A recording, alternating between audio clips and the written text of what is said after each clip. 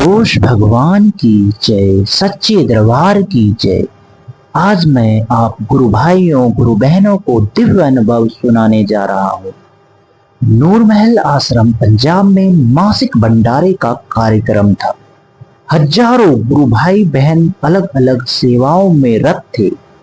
मोदी नगर से आई संगत में से एक बहन का मन हुआ कि वह भी इन सेवादारों की तरह कोई सेवा कार्य करे। उसने साध्वी बहन के समक्ष अपनी इच्छा रखी। साध्वी बहन ने कहा, आप वहीं महिला शौचालय के पास जाइए, वहां कुछ सेवादार बहनों की जरूरत है। वह गुरु बहन गई तो सही, पर उस सेवा को करने में उसका मन बिल्कुल भी नहीं था। थोड़ी ही देर बाद वहां रही होगी कि वह बेचैनी महसूस करने लगी। उससे दुर्गंध सहन नहीं हो रही थी।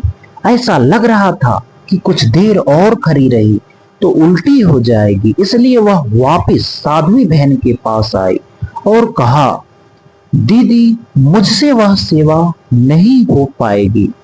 कुछ और साफ सुथरी सेवा है तो बताइए।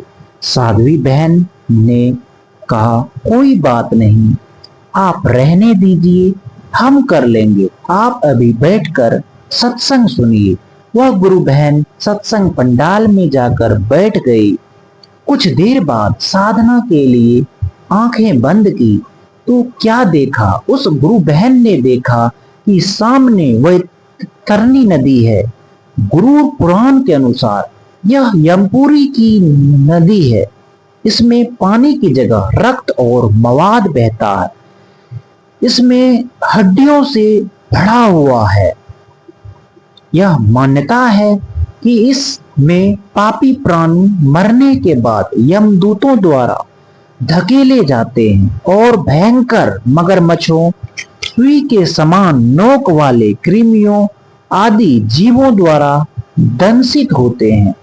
गुरु बहन ने देखा कि यह यमदूत उसे इस नदी में धक्का देने वाले हैं।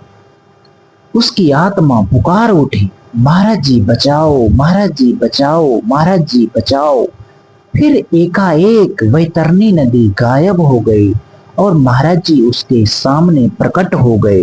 गुरुदेव श्री आशुतोष महाराज जी ने कहा, यदि उस सेवा में थोड़ी सी दुर्गंध और परेशानी सह लेती तो इस वैतरणी के कष्टों को नहीं सहन करना पड़ता।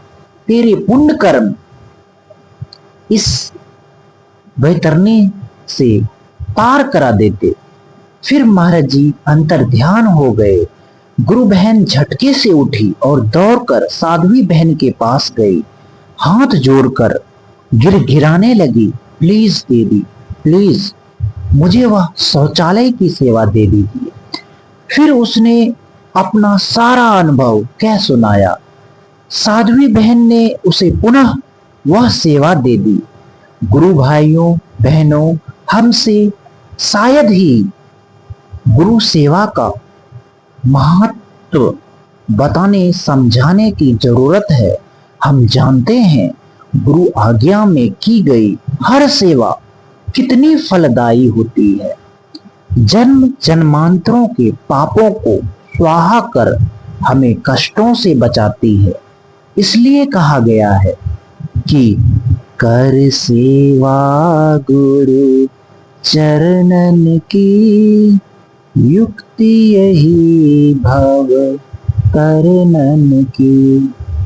इसलिए जब भी हम आश्रम जाते हैं, वहां पे जो भी स्वामी जी, जो भी बहन जी हमें जो भी सेवा लगाते हैं, वह महाराज जी के आज्ञाओं के अनुसार लगाते हैं। उस सेवा में हमारी भलाई होती है, इसलिए वह सेवा हमें कर लेनी चाहिए। चाहे जो भी सेवा लगाते हैं, हमें सुमरन में रहकर वह सेवा करनी चाहिए, क्योंकि हमारे ग्रंथों में लिखा गया है कि जो सेवा सुमरन में किया गया हो वही सेवा पूर्ण है। वैसे तो हमारे महाराज जी बहुत ही दयालु हैं,